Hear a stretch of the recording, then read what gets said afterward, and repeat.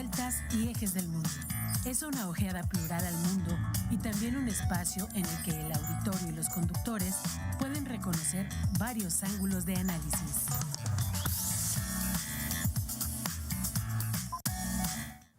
¿Qué tal? Muy buenos días. Están en su gustado programa de todos los miércoles a las 9 de la mañana, Tetras. Vidas, vueltas y ejes del mundo. Comuníquense con nosotros. Ustedes ya conocen nuestros datos, nuestra información para estar en contacto en directo con ustedes. Buenos días, Gonzalo Guajardo. Muy buenos y fríos días. Fríos días, sí, exactamente. Sí. Pero bueno, con vitalidad como todos los miércoles, como siempre. Desde luego. Me sorprendió ver a gente en la calle hace unos minutos, cuando yo venía para acá, verla venir en mangas de camisa. Yo decía, ¿cómo es posible que no tengan frío? Hoy amaneció muy, muy frío. Pero bueno, estamos esperando a nuestro invitado, pero él estuvo con nosotros hace 15 días, no quiten el pero, por favor. Él estuvo con nosotros hace 15 días y pues hay muchas cosas que están sucediendo en estos momentos en las relaciones entre Palestina e Israel, y por eso quisimos que nos ayudara completándonos el cuadro de lo que está aconteciendo.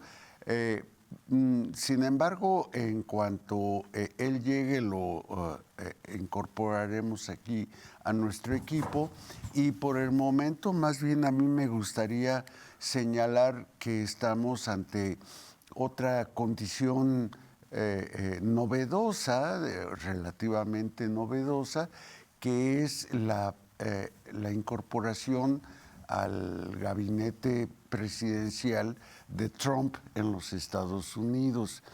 Y esto significa también pues una segunda gestión de Donald Trump, y algunos hablan de que en esta segunda gestión él llega sobre recargado, ¿sí? Remasterizado, diría. Remasterizado, sí.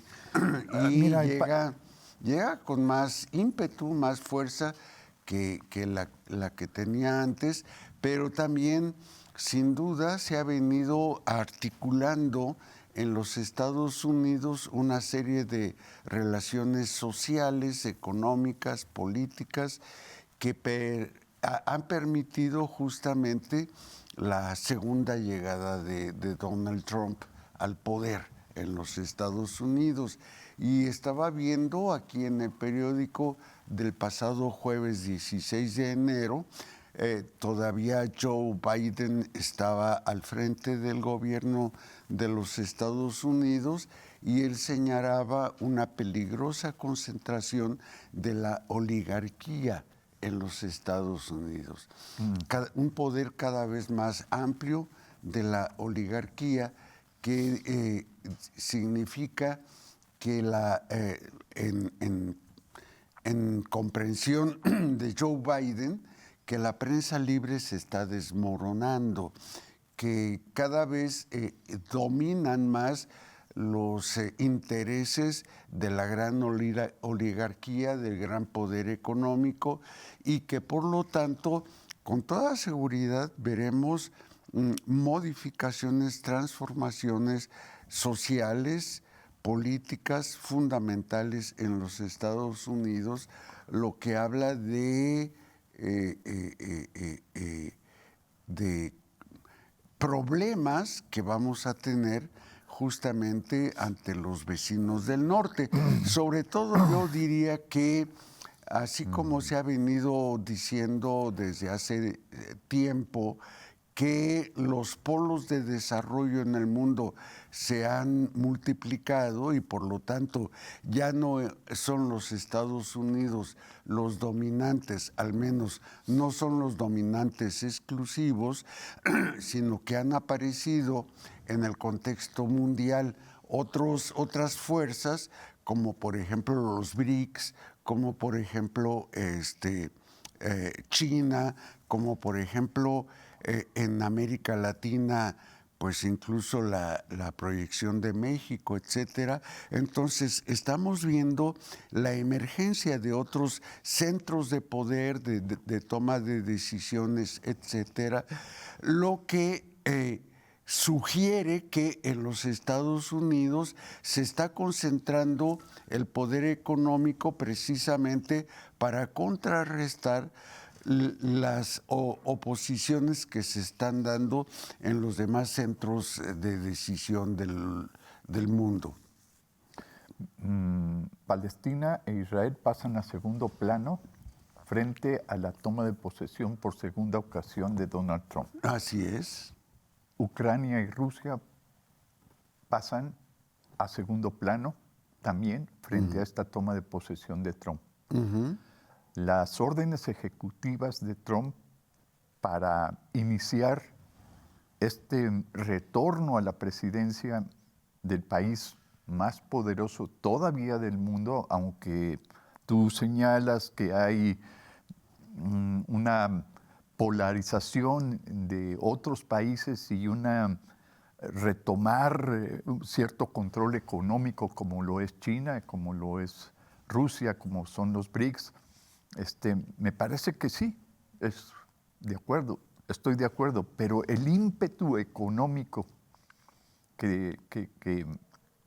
con el que llega Trump y estructura un gabinete poderoso para colocar, decíamos hace tiempo, en jaque como un bravucón de pandilla, como un bravucón de barrio, para amenazar al mundo, como lo hace Trump, en distintos flancos, apoderarse de Groenlandia, retomar el canal de Panamá, quitarle fuerza a los abusivos chinos por la manera en cómo han introducido su comercio en el mundo y principalmente en Estados Unidos. Pareciera ser que no es así. Sin embargo, los chinos están con mucha fuerza económica en Estados Unidos. Es el primer poder extranjero.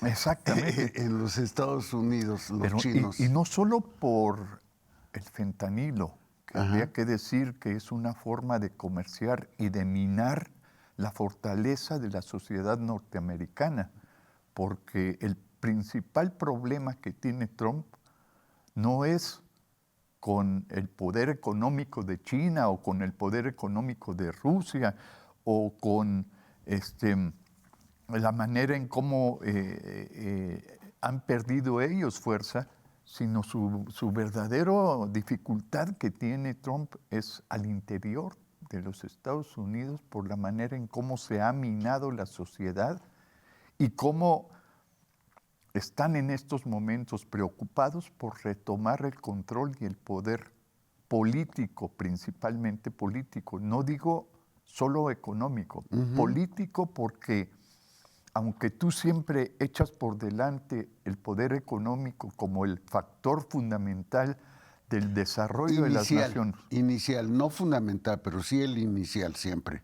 Y yo diría que en estos momentos el poder económico es aparente en el sentido en el que tienen la capacidad de producir y generar dinero que no está respaldado por un Producto Interno Bruto, pero sí está respaldado por la generación de billetes, de dólares, y porque la tasa económica que tiene el dólar en el mundo es todavía superior al de otras monedas y por eso ellos siguen manteniendo cierta supremacía en el control económico mundial. Yo diría que Trump está estructurando una política de amenazas, pero que difícilmente las podrá concretar en todas sus órdenes ejecutivas que ha mencionado. Es muy difícil que las pueda concretar porque es como ponerse la soga al cuello frente a la fortaleza que tienen muchos países y principalmente yo diría México por ser su vecino del sur más importante en Latinoamérica. No estoy diciendo que Brasil no lo sea, que Chile no lo sea, pero estoy diciendo la proximidad geográfica que tenemos con Estados Unidos y la mano de obra que México le proporciona a Estados Unidos en el campo principalmente, en la industria y en distintos sectores como es la construcción. Ahí México tiene un lugar preponderante en la sociedad norteamericana y en la economía norteamericana, y no creo que se den un balazo en el pie para regresar a sus lugares a los braceros en Estados Unidos. Yo lo señalaría así, que es una estrategia política de provocación, de generar desestabilidad, no solo al interior de Estados Unidos, sino en todo el mundo, para ver si pueden regresar al cauce su control político y económico de lo que fue la supremacía norteamericana en el siglo pasado. Sí, tú me parece que lo haces atinadamente. Dudas de que efectivamente los Estados Unidos en general y particularmente la gestión de Donald Trump estén dispuestos a prescindir de la mano de obra y del apoyo económico fuerte de México para el desarrollo de los Estados Unidos. Sin embargo, cuando tú eras niño, acostumbrabas con tus amigos un cierto juego en que los espantabas haciendo cierta gesticulación y decías, te apantallé, ¿no? Exacto. Y en ese sentido yo estaría pensando que precisamente las muecas, los gestos, las decisiones que está tomando Donald Trump en la política internacional y fundamentalmente con los migrantes latinoamericanos y particularmente con los mexicanos, es ese espíritu o ese intento de apantallar. ¿Sí? ¿Y para qué apantallas? ¿Para qué asustas? Para someter. O sea, en ese sentido... Para aparentar fortaleza. Sí. Fortaleza que quizás ya no la tenga uno. ¿No? Pero es una amenaza que te pone alerta. Sí. Y obviamente te da miedo, porque sin duda la economía mexicana depende sin ningún motivo para ponerlo en tela de juicio, depende en buena medida del consumismo en los Estados Unidos. En términos numéricos, como a ti te gusta siempre mostrar, México depende entre un 16 y un 20% de la economía norteamericana en estos momentos. Pero Estados Unidos depende casi en un 60% de la economía de la mano de obra mexicana o latinoamericana en general, de migrantes. Pero en los términos comerciales, ¿Sí? Es decir, en este trasiego de la economía mundial, entonces no es tan fácil pues hacer eso. Pero yo te diría, en esas órdenes ejecutivas que están colocando desde el día 20 de enero, el día en el que toma posesión Donald Trump. Antier. Aunque venía tomando decisiones desde antes. Pero no las podía plantear. Ejecutar. Como una orden ejecutiva hasta el día 20. Ajá. La primera es declaración de emergencia nacional en la frontera sur. Ajá. ¿En realidad tú consideras que es una emergencia nacional? No, y sigo insistiendo que es una finta nada más para poder mostrar su poder y dominar. ¿Mayor control de la frontera? ¿En la frontera norte con Canadá o en la frontera sur con México? Pues no sé en términos cuantitativos, como decías, sí, no sé cuál sea la más fuerte. Sí. Pero sin duda la frontera norte no preocupa tanto a la política interna de Trump. Bien. Trump quiere mantener con un pie en el cuello a México, y a Canadá ya lo tiene sometido. Ajá. Y sin embargo, la frontera con menor vigilancia y donde existe mayor trasiego es en la frontera norte con Canadá. El fentanilo entra más por Canadá. El fentanilo está mucho más fortalecido y equipado en los laboratorios de Canadá que en México. ¿Sí?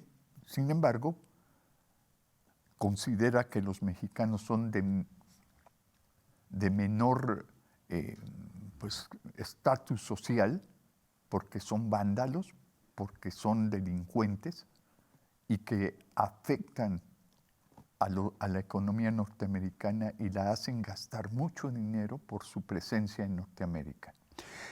Falso. Está muy interesante lo que está señalando, sin embargo, necesitamos hacer una modificación aquí en el escenario y no sé si convenga que en estos momentos hagamos una breve interrupción para justamente hacer las modificaciones que nos llevan máximo 1 minuto y enseguida regresamos. ¿Te parece bien? Está bien. Sí, gracias.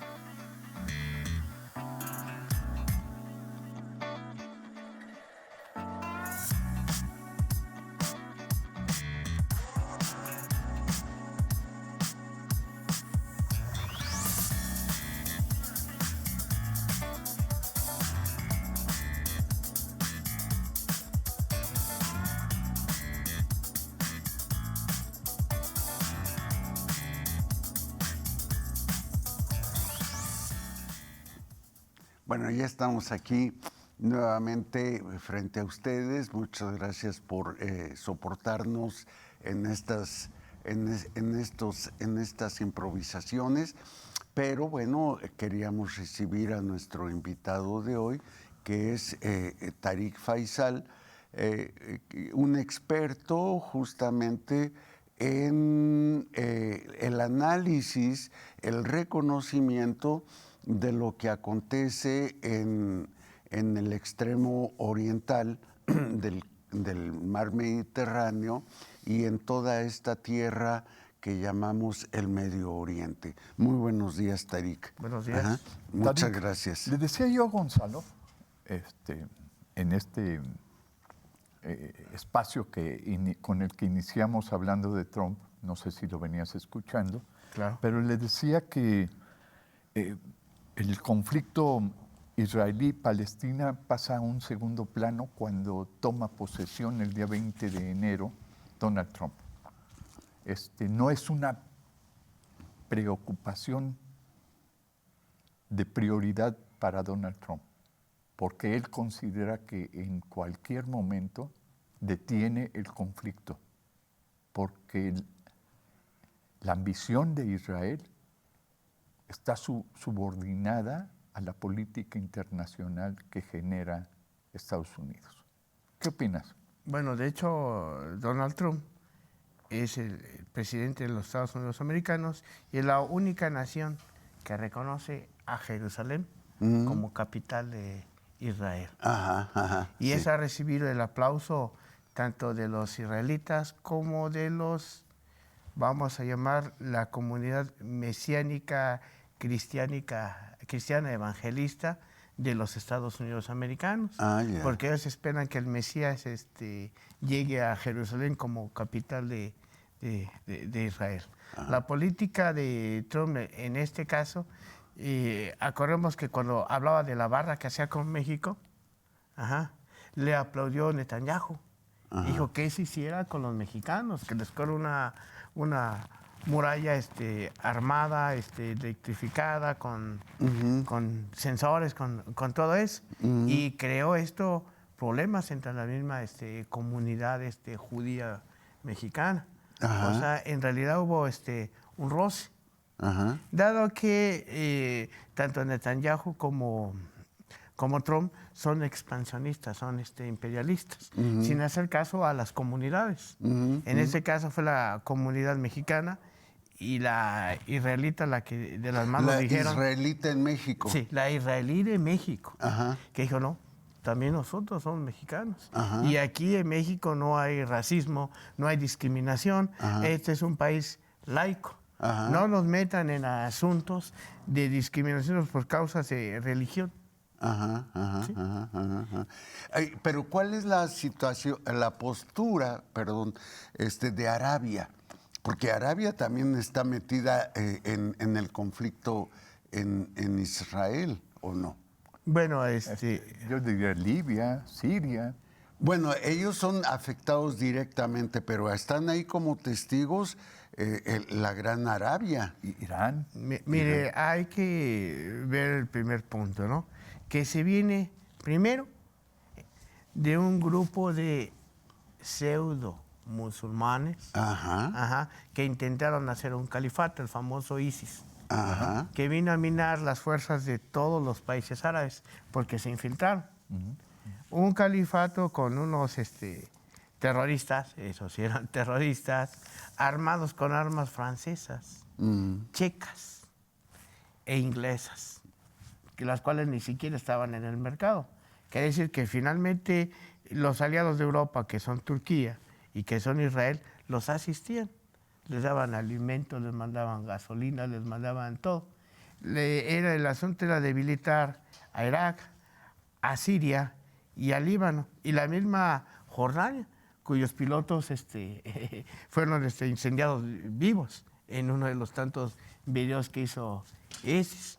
Es una tensión muy grande. Las expectativas de Israel es del Sinaí al Éufrates. Eso lo indican sus 2 barras de la bandera. El gobierno que ahorita está en Israel es completamente fanático. Tiene la idea de un mesianismo. Ellos piensan que su Mesías va para llegar. Y así como Adolf Hitler dijo, Juden Rein, aquí es libre de palestinos, libre de árabes, el territorio vital de Israel, que es del Sinaí, al Éufrates. Recuerdo en un planteamiento inglés que existe en esta expectación, en esta expectativa que tiene el pueblo israelí de que llegue el Mesías, pero también el supuesto es que llegue el Mesías, pero no en mis días, porque lo desconocen si llega en sus días, como lo hicieron con Jesucristo. Entonces, mantener la expectación de que llegue el Mesías, la llegada del Mesías, los mantiene fanáticos a esa idea obsesiva, pero que nunca se concreta. Y nunca se concreta porque sería como la destrucción misma de esa forma de pensar del pueblo israelí. Bueno, en este caso quiero remontarme a cuando Yasser Arafat instaló la Autoridad Nacional Palestina. Uno de los objetivos precisamente era eso, el laicismo. Dado que esto es un país, es un terreno multiconfesional, hay cristianos, hay drusos, hay católicos, hay musulmanes, no puede haber una autoridad musulmana. Tenía que verse la realidad. Aparte, el laicismo como forma, tanto educativa como social, tiene precisamente la misión de desterrar fanatismos, combatir la ignorancia, ser una educación científica, acabar con todo tipo de dogmas religiosos e irreligiosos, simplemente dar la libertad de pensamiento al sujeto que es educado bajo esas normas. Pero dado que el laicismo en un lugar lleno de fanáticos de ambos lados, vamos a decirlo, tanto de Palestina como de Israel, lados, ¿no? Sí, musulmanes, sí, judíos. y hasta la iglesia. Y hasta la iglesia.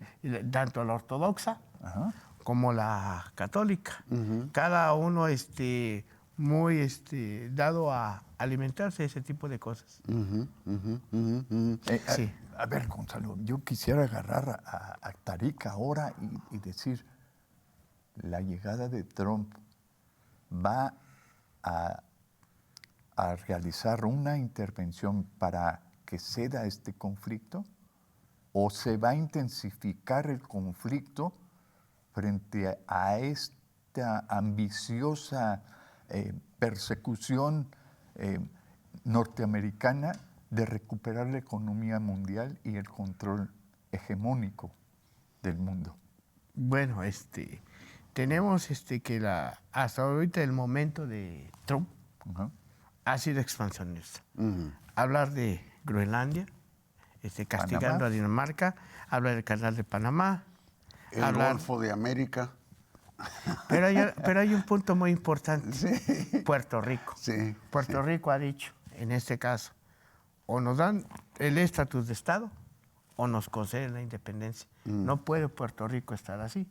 Y en el caso de Israel y Palestina, Trump está del lado 100% de Israel. Entonces no va a descansar hasta que Jerusalén sea unificado y sea completamente de la autoridad de Israel. Y en tanto ahorita ya comienzan los primeros golpes hacia Cisjordania. Y ahí es algo terrible porque Hamas en Cisjordania no tiene nada que ver. Prácticamente Israel a todas las personas de filiación de Hamas los mandó a Gaza. Pero ahora vamos a ver qué replantean Trump con ellos para expulsar a los palestinos de Cisjordania. Sí, es probable que se intensifique más el problema. Se intensifique, no que se resuelva. No. No, porque están también golpeando a los otros factores, como la Iglesia Católica. La están golpeando. Porque en este caso es un actor, la Iglesia Católica, involuntario. Porque ellos consideran que Tierra Santa no puede ser sin la Iglesia Católica. ¿No te parece que es una política bravucona, pero al mismo tiempo autodestructiva? Un poco suicida la política de Trump, aunque Elon Musk y todo el poder económico que tienen los norteamericanos y su industria con ese Producto Interno Bruto Mundial que controlan, puedan atentar en contra de ellos mismos?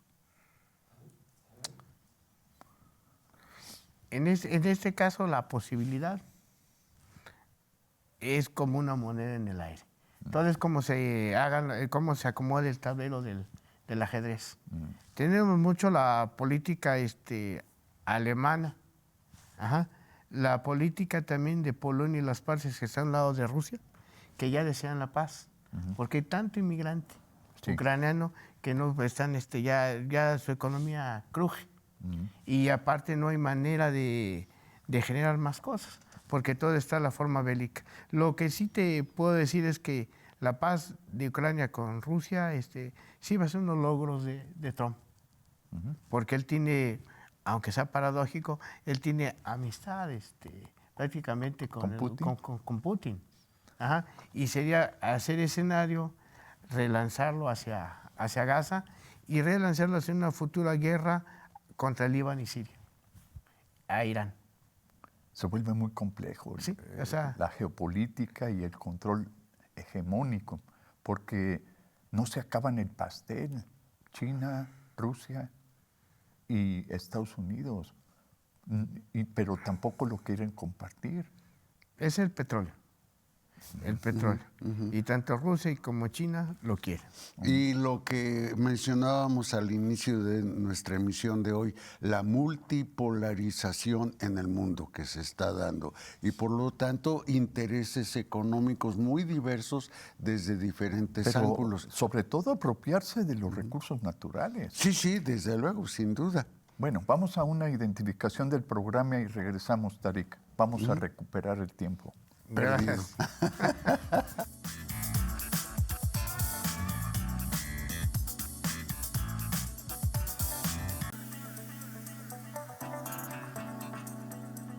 Bien, pues retomamos, Tarik, el punto. Entonces, ahorita hay un momento de tregua en Israel.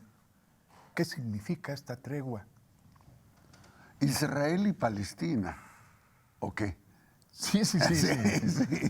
Bueno, vamos, veámoslo desde un punto, ¿no? Coincide con la entrada de Trump a la escena mundial. Y no es esto más que un espacio para la reorganización de ambos bandos. Ambos bandos son, Israel, por un lado, Israel y la autoridad palestina, pero del área de Gaza, de Hamas. De Hamas. Y en este caso, lo que se está viendo es que ellos, al permitirles dar un respiro, es tanto traer armas, dar la fachada de buenas personas mandando alimentos, restablecer las cosas, pero también para hacer una prospección de qué ocurre con la guerrilla de resistencia de Hamas. Van a estar viendo a dónde se acumula la gente, en los puntos que ellos sospechan, quién está abasteciendo, y sobre todo buscar túneles, cosas que tal vez no existan. ¿Sí? Y aquí es importante ver que los dos grupos fundamentalistas, tanto de Israel como de los de Hamas, no ven el baño de sangre de más de 50,000 personas, solamente sus intereses obtusos alimentados por una creencia mesiánica, ¿sí? Que daña mucho a la humanidad. Ese tipo de cosas, de ideas y de matarse por un ideal, en este caso sería religioso, cuesta. Cuesta tanto material como anímico, como la vida de las personas. Y Trump lo que va a hacer es ponerse de acuerdo con los contactos que tiene con la embajada israelí o con el propio Netanyahu y decir cuál es la ruta a seguir. Solamente es una pausa. O si se continúa la guerra hacia Cisjordania, porque prácticamente en Gaza está ya casi concluida, o si viene otro tipo de cosas, como irse más a ocupar Gaza por Israel, por colonos, empezar a reconstruir Gaza, pero ya sin palestinos, porque tanto en Nueva York como en otras partes hay venta de la Riviera de Gaza. ¿Ese es su principal propósito? Es una guerra de conquista, como la que le hizo la Unión Americana a México. Acabar con los mexicanos, acabar con los otros mexicanos que ellos le llamaban salvajes, o nativos americanos que oficialmente eran mexicanos. ¿Sí? No, la Constitución de 1824 daba el estatus de mexicanos a todos. ¿Sí? Nada de que nativo americano y que yo soy mexicano, no. Eran todos mexicanos. En este caso ellos es ocupar, porque tanto palestino cristiano, como palestino musulmán, como palestino y religioso, no son seres humanos de acuerdo a la Torá. La idea mesiánica es delirante como las ideas políticas de Trump son delirantes. Es decir, no se concretan en recuperar una forma de vida para el mundo, ni en Palestina ni en Norteamérica, sino que se tratan de imponer frente a los palestinos. Históricamente los judíos han sido una raza o un pueblo rechazado, no han sido admitidos ni bien queridos, ni bien tratados en el mundo. Yo lo definiría, es un grupo de automarginados, porque tratan de imponer su ideología. Como Trump trata de imponerse frente al mundo, incluso negando todos los logros que el pueblo norteamericano ha tenido y que se han impuesto sobre la base de la guerra, no sobre la base del convencimiento de la libertad, del convencimiento de buscar por ese sueño norteamericano, sino que se han impuesto a la fuerza por el poder bélico. Bueno, de forma específica, Donald Trump es un comerciante. Y ahorita la economía norteamericana está varada ante los tigres asiáticos, en especial China. Estados Unidos está endeudadísimo con China. Los bancos de manejo de gente de, vamos a llamar, de religión, de confesión judía, que son Morgan y otros, también están endeudadísimos con los chinos. Entonces, como todo buen comerciante, va a tratar de hacer un monopolio fuerte. Maneja los hilos de la política europea. Va a tratar de quedarse con el petróleo del Medio Oriente y hacia África también, tratando como nada a los países de la Unión Africana.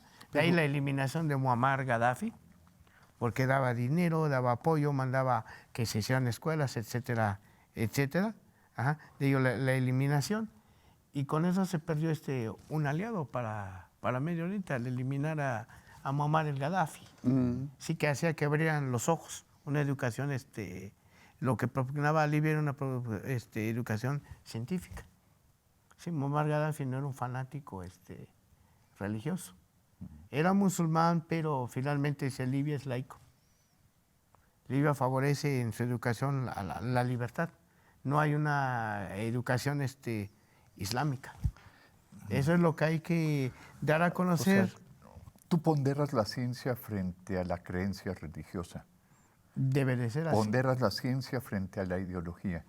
Sin embargo, en estos momentos, Tarik, pareciera que hay una dominación más de creencia religiosa y de ideologías que están confrontando a Estados Unidos con el mundo, a Israel con el mundo, porque no es contra Palestina o contra el Medio Oriente, es contra el mundo.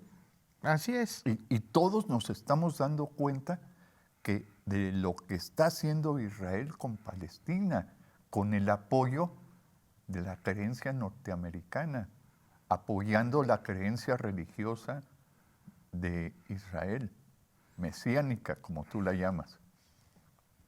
Entonces, ¿a dónde nos va a llevar esto? Esto genera un conflicto realmente mundial. Bueno, hay que ver el manejo de las redes, ¿no? El mismo Netanyahu lo comentó, ¿no? Nosotros invertimos millones para mantener nuestro lobby israelí en el Senado americano. Nosotros mantenemos millones para ganarnos esa parte de cristianos evangelistas y eternos los pastores acá. Pero solamente es un hábil juego de nosotros, lo dice descaradamente Netanyahu. Israel es como pueblo escogido de Dios, tiene que manejar las finanzas del mundo. Para ello, dice que está escrito en el Antiguo Testamento. Incluso el clero, ¿eh? Sí, tenemos que eliminar toda la gente que no piense como nosotros. Pero nuestro principal rival bancario es el Vaticano, nuestro principal. Y nuestro principal fuente de enemistad es el gobierno de China.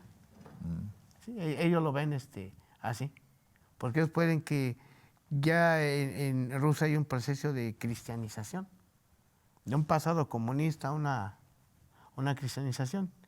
Y tanto África y América Latina son cosas moldeables. Entonces el proceso que está haciendo Israel es, vamos a llamarlo, es propagandizar, meter mentiras, engañar.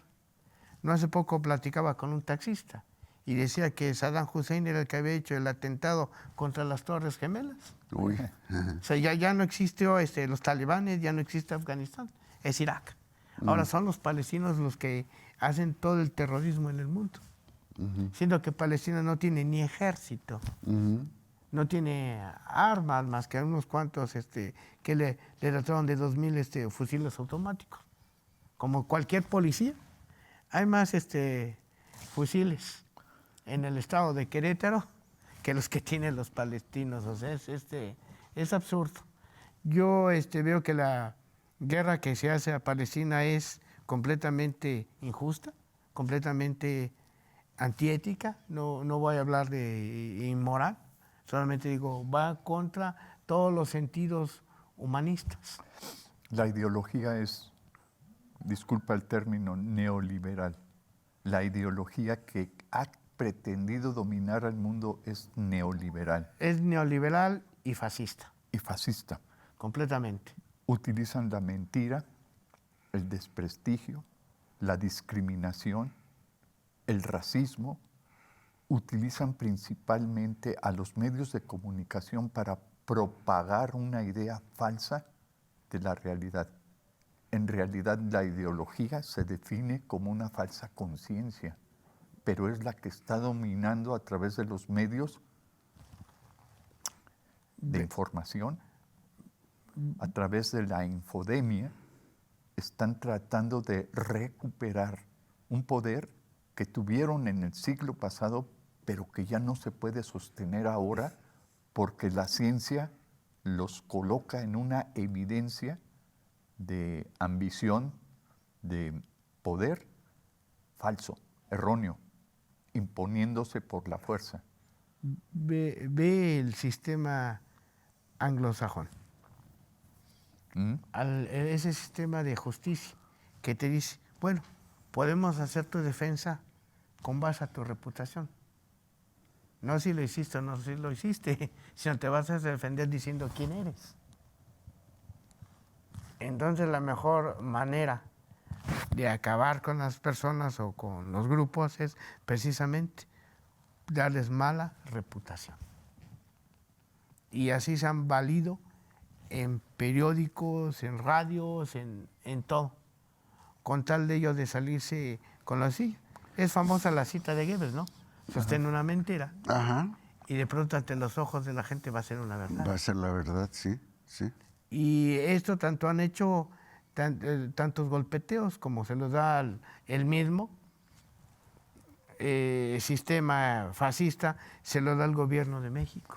Oye, pero estamos echando por delante a la ciencia. Y sin embargo, el poder de Trump en estos momentos, al tomar posesión por segunda ocasión, es unirse con los dueños de la tecnología. Los dueños de la tecnología en el mundo. Bueno, eso Amazon, Meta, Tesla. Bueno. Entonces, los dueños de la tecnología están unidas a esta ideología neoliberal. Y cuidado, cuidado, porque a nivel en México, el centro de estas operaciones va a ser Querétaro. Sí, Amazon. Ya están las compañías de Google, Amazon, Microsoft, etcétera, ahí en el Marqués. Están construyendo todos los data centers. Ajá, sí.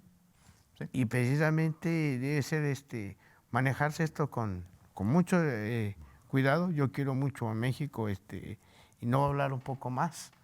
Solamente yo apoyo a la presidenta de Claudia México. Sheinbaum. Es una mujer humana, es una mujer que viene desde abajo, de padres luchadores que pelearon contra el fascismo en Europa, contra el fascismo que se dio en México vía Díaz Ordaz.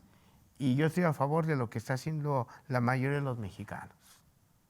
¿Sí? Ser científicos, salir de la ignorancia, salir de la pobreza y evitar a todas esas ratas gordas, como los hay en los bancos internacionales, que solo buscan hundir a la gente en distracciones, endeudarlos más y después arrebatarles por completo. Pero entonces, eso que ahorita acabas de describir de una manera tan vívida es a lo que te estás refiriendo desde la sesión anterior, hace 15 días, en que nos encontramos en estas cámaras, cuando hablabas de una sociedad con base científica y secular, es decir, no religiosa. ¿A eso es a lo que te estás refiriendo? A eso me refiero. Uno de los objetivos de la autoridad palestina fue elevar el nivel educativo. Realmente hay muchos títulos de posgrado ahí en Palestina, dado que se tuvo la oportunidad de que la gente que estamos en la diáspora, terminó de educarnos en universidades extranjeras, y de ahí el retorno a Palestina, pero ha favorecido la política israelí a estos grupos de fanáticos en Palestina. Pero no los ha eliminado, los aupó, porque tenía identificados quiénes eran los líderes, y sin embargo los mandaba a Gaza y los dejó operar para tener un pretexto. No eran rivales en nada. ¿Cuál fue el término que utilizaste? ¿Diáspora? Diáspora, sí. La diáspora ha sido fundamental para fortalecer al pueblo judío. Y a toda nación, porque vamos a ver muchas de las personas que vienen de Estados Unidos, que son cabezas y gente de ciencia, son inmigrantes en Estados Unidos. ¿Sí? O sea, muchas de las mejores mentes... Pero son los que controlan las finanzas mundiales. Bueno, aquí sería difícil esto, ¿no? Porque muchas empresas pagan para obtener ciertos resultados. Otros científicos provenientes de la India y de otras partes, todo lo que descubran es de la persona que paga. Pertenece a los laboratorios. Se supone que también cuando son las becas que da el Consejo de Ciencia y Tecnología, era ir al extranjero, precisamente, aprender y regresar y dar a México mayor calidad. A mí me interesa mucho seguirte la pista porque de repente me confundo y no sé cuál es tu propuesta concreta, pero estoy viendo emerger varios puntos. Ya señalé dos, tratando de seguirte a ti. Primero, un gobierno laico o una organización laica. Segundo, una comprensión científica de la realidad. Tercero, sin que tú hayas hablado en contra de las religiones, sin embargo, las religiones quedan en el fuero individual o personal o interno de cada quien. Esto es lo que yo estoy advirtiendo de tu propuesta. Y quisiera saber si esto corresponde, por ejemplo, a los planteamientos del gobierno palestino en Cisjordania o a qué corresponde. Claramente los estatutos del Estado de Palestina es una visión completamente laica, científica. La religión pasa a ser algo individual, algo propio. En las universidades, en las pocas universidades que tiene Palestina, la confesión religiosa es privada. La educación es científica, progresista y basado en el bien de la humanidad. Sin tener un ápice preestablecido religioso o irreligioso. Acabas de señalar otro indicador, el bien de la humanidad. ¿Qué podemos entender por el bien de la humanidad? Porque yo no dudo de que, por ejemplo, el gobierno entrante de Trump esté diciendo que este gobierno entrante busca el bien de la humanidad. Yo no dudo que Rusia esté diciendo que anda buscando el bien de la humanidad. No dudo que China lo esté diciendo. No dudo que el gobierno mexicano lo esté diciendo. Pero ¿cómo entender el bien de la humanidad? Bueno, ¿qué es eso? En este caso, como ya tocó un punto, ¿no? También el gobierno de México lo dice y lo estableció. Tanto constitucionalmente el presidente no puede estar en asuntos bélicos. Se proveerá ayuda, auxilio en caso de desastres naturales, etcétera, etcétera, como México lo ha puesto de ejemplo. La autoridad palestina tuvo y tiene, más bien tiene esa forma de pensar desde su creación. Ya vivir en paz, vivir en armonía y apoyar a las naciones, incluso Israel, en caso de un desastre y una emergencia. Y aparte, basados en la ciencia, hacer los avances de medicina, de tecnología, todo lo que sea necesario para hacer una condición de felicidad en las gentes, principalmente con la paz. Sí, me falta un elemento de los que has estado mencionando y que he tratado de concentrar. Me falta un elemento y es el de la justicia económica. Me parece que hay que estar volteando la mirada hacia la justicia económica. De otra forma, pues puede echarse mano de un argumento científico, de un argumento político, etcétera, para hablar de la paz. Entre las ideas y las cosas establecidas en los estatutos del doctor Palestina es la reducción de las jornadas laborales, un incremento de salarios que sean para no vivir dignamente. Nos tenemos que ir, Tarik. Bueno. Y dejamos otra vez cosas pendientes. Te agradecemos tu presencia en el programa y nos vemos hasta la próxima en Tetras, Vidas, Vueltas y Ejes del Mundo. Gracias, Tarik. No, gracias a ustedes. Esto fue Tetras, Vidas, Vueltas y Ejes del Mundo. Programa que se asoma a la vida humana en sus diferentes expresiones, queretana, nacional o mundial. Una producción de TV UAC y XHUAQ Radio Universidad. Gracias por acompañarnos.